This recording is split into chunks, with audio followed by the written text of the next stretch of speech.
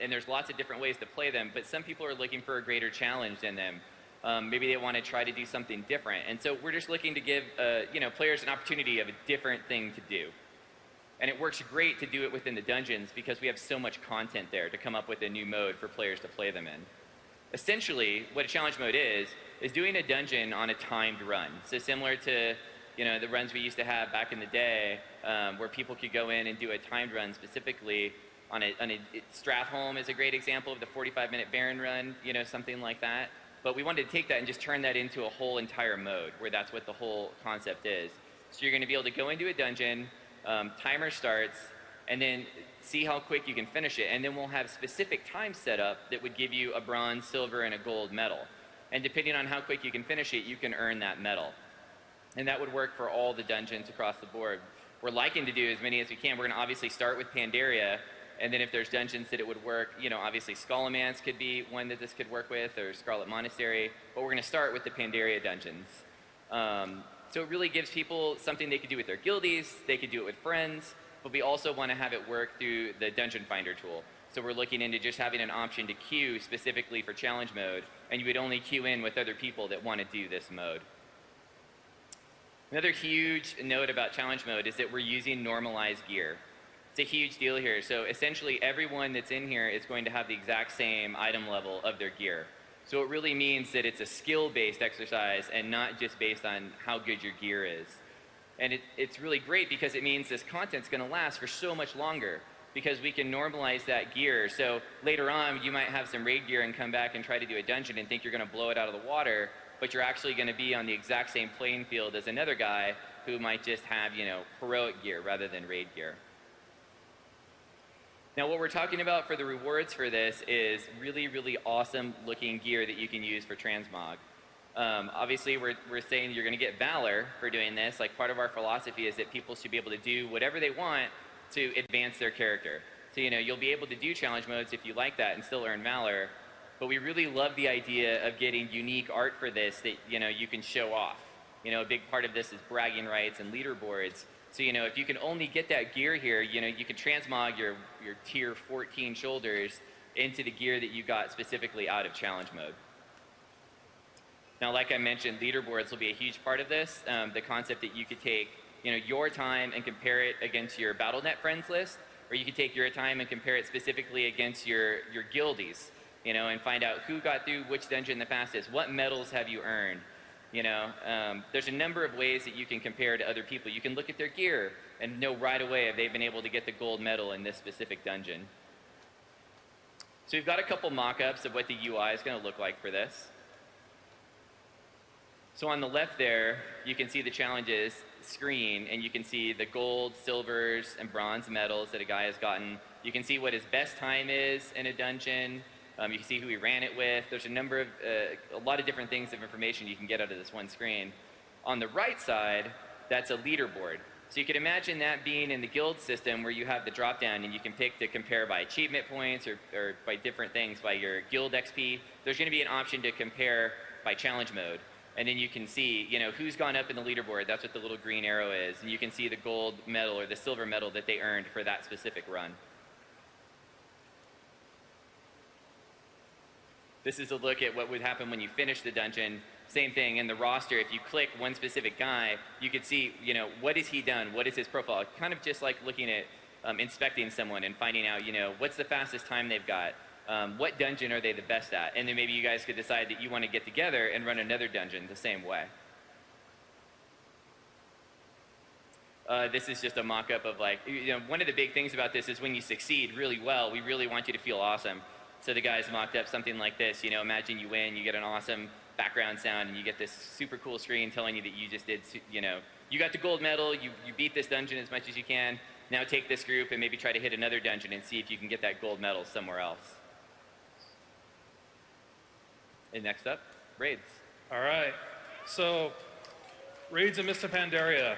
We're gonna have 3 of them. We really liked how the Cataclysm raids on ship worked, where you had 2 raids of around 5 to 6 bosses and a 3rd one with a couple bosses. It really, we got multiple end bosses out of that.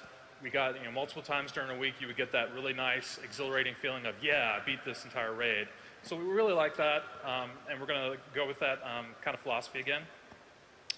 The raids are going to feature predominantly two of our new enemy races, the Mogu and the Mantid. And we have some screenshots of what they're going to look like. Oh, in a little bit. And also, all of these raids are going to have Raid Finder, Normal, and Heroic difficulties. We'll talk about Raid Finder a little bit more in depth, but Raid Finder is the new difficulty that we're adding in 4.3 for Dragon Soul. It will be in every single raid in Mist of Pandaria as well. So here's one of the Mantid. This is an early look at what they might look like. And again, there will be different types of Mantid. We're talking about Mantids with wings, much larger Mantid that would act as tanks. And then we have a look at the Mogu. These really huge, beefy guys, but also very mystical. They're a very magical race. So the first raid we're going to look at here would be Mogushan Palace.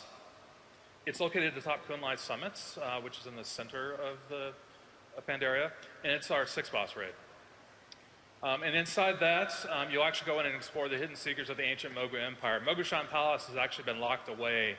Most of its secrets, even the Pandarians, don't go into this place. It's all been locked away. The Mogu have the Mogu Empire was actually before the Pandarian Empire. It's very ancient, lots of old secrets. You'll go in there and discover all of them. So here we'll show you a layout that's actually already changed. We're iterating all the time, folks. So you can see this is actually a boss. This is a layout that actually has 5 bosses. You would start on the right, head over to the left, go down. And while we don't have like a really cool video to show because it's still in production, we do have some awesome concepts to show off for you. This is one of the rooms where you go along. This is actually, we'll have a boss probably in front of this right here. This is this crazy library where these huge scrolls are along the wall, with ancient Mogu scripts. You can see over in the far bottom right corner, you can actually see like the scale of what you would look like. So this place is huge.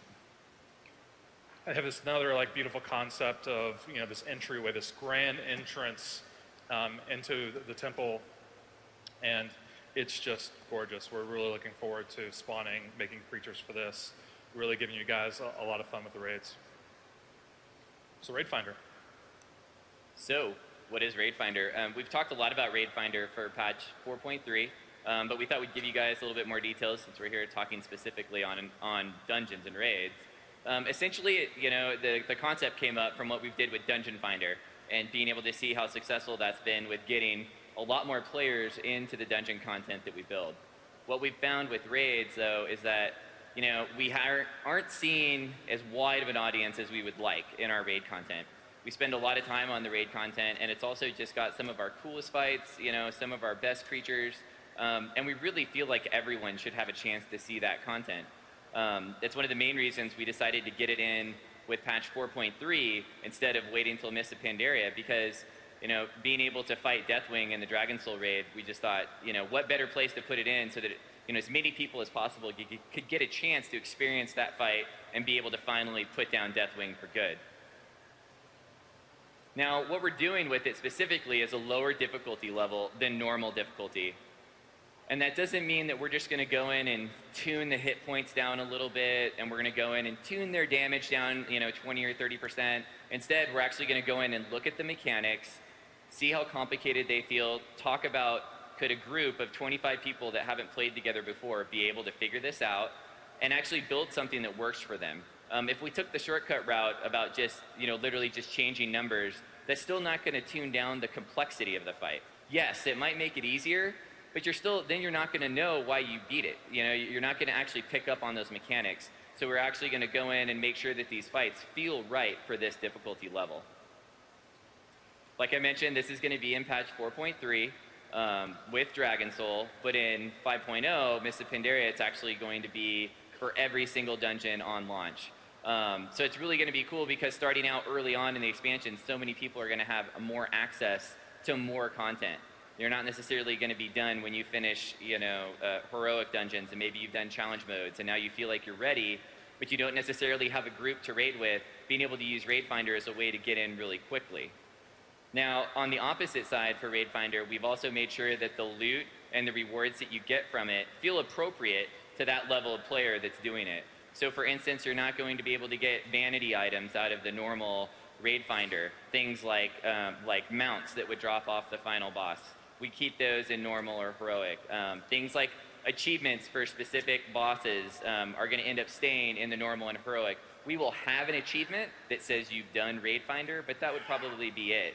And then all the rest of our achievements would end up staying in the normal and heroic modes. So that, you know, there's a lot of people that play those modes and they take a lot of pride in the fact that they can finish that content. And we think that's awesome. We want that to still exist. But we also want to be able to open that content up to more people, and that's where Raid Finder slots in. So we've got a couple mock-ups of how this would look. We've been talking a lot about how to get people more motivated to do raids. So we thought, along with Valor points, a side of fries would be sweet. So tasty. So this is just, it's going to look very much like Dungeon Finder that you see now. You're going to be able to open it up, pick your role, and queue up for it. And one really important point about Raid Finder is that it works for 25-player raids, not for 10-player. And we did that specifically because it's going to be so much better queue times if we do 25, because we can fill it with 17 DPS versus in a 10-man where we use a much smaller number, and the queue times would just be way bigger. So 25-player raids end up working much better for Raid Finder than 10-player. And now Scott's going to hit on some of the goals we have for the expansion as a whole. Okay. So one of the things we're really trying to do with Mist of Pandaria this time is keep the experiences short and focused. A few of the dungeons in Cataclysm actually got away from us. Halls of Origination had 7 bosses. That takes a while to get through. Dead Mines had 6 bosses. That took a long time to get through. We actually had to go back in and hotfix some of the trash out to try to keep it a bit more focused. Because again, we want you to be able to not just like make it so where at the end, you know, for a night you're like, oh, I'll do a dungeon. These things should be short enough so you actually like want to do a couple dungeons, or a dungeon plus some dailies, a dungeon plus some pet battles, a dungeon plus some battlegrounds. Trying to keep these short and focused will give you more opportunity to do more things inside our game, and we think that's very, very important. Another one that we'll talk about together is need to make the encounters understandable so we don't set up groups to fail. We released Dungeon Journal. One of the main reasons for that was trying to make it so where you get into a group, you're going along, you like get into a boss fight, all of a sudden you're all dead, and you're like, what just happened? And then the healer gets blamed, and then afterwards you're like, oh, I guess I can look in Dungeon Journal and see what's happening there. The Dungeon Journal is great for that, but what we really need to do as designers is make sure is that visually you understand what's going on, that we telegraph these abilities so you aren't, out of the blue hit by something really deadly. It's something we're really going to try to focus on, making all of the encounters super understandable. Because I just mentioned like how bad it was if you don't understand like why you all died or why you all failed. It's almost just as bad if you go into an encounter, go in, everyone goes, oh, we just got this, and you go in, you fight, and you win, you're like, well, what just happened? I don't know, but we won. Okay, that's pretty bad too, because that means you didn't actually like understand what the game mechanics were. There wasn't any enough gameplay there. We put in abilities that, hey, if there's a big damage spike for a tank, use your shield wall type ability. Things like that. If you can just ignore those kinds of things, then, and if you don't understand them, that makes for not as much fun. And that's what we're really trying to hit for, is upping the fun quotient of the dungeons. Another thing we're really like talking about is flexing our creative kung fu. This expansion is awesome for us. Over the last few expansions, we've had these really heavy dark themes when you think about it. Like, you've gone up to Northrend, to stop the Scourge and the Lich King. The Cataclysm just happened, and now you're killing Deathwing in 4.3. Here in Mist of Pandaria, you saw one of the dungeons earlier, you're trying to make sure the beer doesn't stop. This is amazing. It's a little bit more lighthearted, it's a little bit more friendly, and also it allows us to, there's all these cultures and things. We're all like super geeks, kung fu movies, Asian culture, anime, all these things that, all of a sudden it's like, we can dragon punch people and wow? Awesome. We can. So you'll get dragon punched and all other kinds of like crazy moves, flying guillotines, I'm sure, all kinds of new stuff. It's really exciting us as designers to work on this. And I think you'll really see, when you guys finally get your hands on this, all that, tender love and care. And another like interesting thing, so the 3 dungeons you've seen before, something that's actually really cool about them that we're doing with these is they're actually in the world at a 1-to-1 scale. A lot of our dungeons are actually just holes in the wall, and then behind that hole, like time and space sort of changes, and if you if you actually walk the same distance inside the dungeon that you walked outside, you go through a mountain or something. These places are all actually in the world, which opens up a ton of really cool things. Our quest designers are super excited about being able to send you into these dungeons. And you can see here, like this is the J Temple. Again, that's actually in the world. It's gorgeous. We're giving you a chance to see it. Like Corey was talking about, the indoor-outdoor dungeons really feel amazing. Again, going to that more lighthearted feel. Like if you can see the sun, that's amazing. Some of our dungeons before have been very dark, very heavy themes, while so many of these are, just gorgeous. So now, thanks for listening. Of course, we would not be here without all of you. And now, it's our time to listen to you guys. So we'll go to the Q&A. Time for Q&A.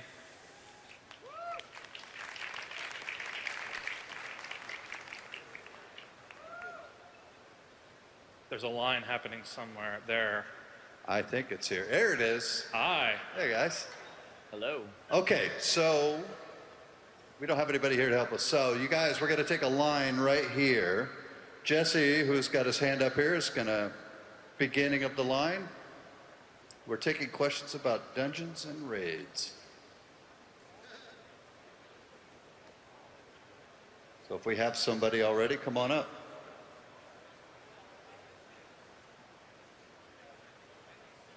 Are you ready? Let's go. Let's do this. We almost have a whole half hour. Who do we got? Come on up. Come on up, stand right here. The challenge modes, you said gear would scale when you're in there. Does it scale up as well as down? Currently, we're planning for it to scale down. Although we have talked about possibly, instead of doing that, we could also just scale all of the monsters' power up.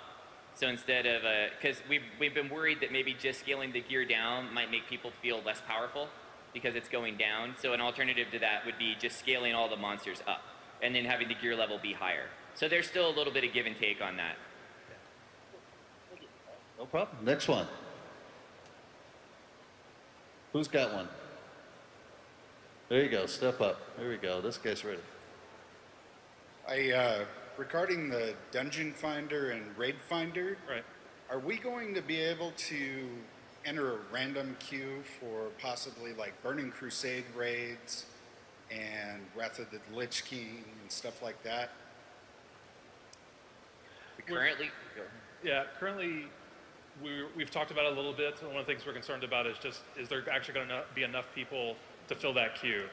How many people, if a lot of people that when they go back into those old raids, it's specifically because they're looking for transmog gear now. They're trying to get achievements with their friends, for their guilds or whatever. So we're not sure if necessarily random raid or Raid Finder is a fit for those kinds of cases. We'll see, Raid Finder, certainly once we really, debut it in 4.3, see how it works, improve it for 5.0, in the future, we certainly could do that kind of thing. yeah, it's not off the table. It's just a question of would we have enough people in the queue to make it work. Thank you. All right, come on up. Hey. Hey, You were talking about how the dungeons are now visible in the outside world, but as far as I remember, in Burning Crusade there were a lot of examples where they were. Why did you decide to actually forget about it in this expansion, but actually going back to it? What made you forget? over time, we've had dungeons that have existed in the outdoor world before. You could imagine players that went to Scarlet Monastery had always seen it in the world. It's just one of those things that we didn't focus on all the time. And there's a secondary thing to it that you're not really going to see until you're actually playing. But for example, the Storm Stout Brewery, since it exists in the outdoor world, the quest guys have actually quested up all the area around it, but they're also using the dungeon itself for quests on the inside. So there's actually some quests where you can actually go inside the dungeon and have to see some of the bosses that you're going to fight in the dungeon, but you interact with them on a quest basis solo. So it's really opened up a lot of new gameplay opportunities for the Quest guys, as well as just the fact that it really has a sense of place in the world. Yeah, and there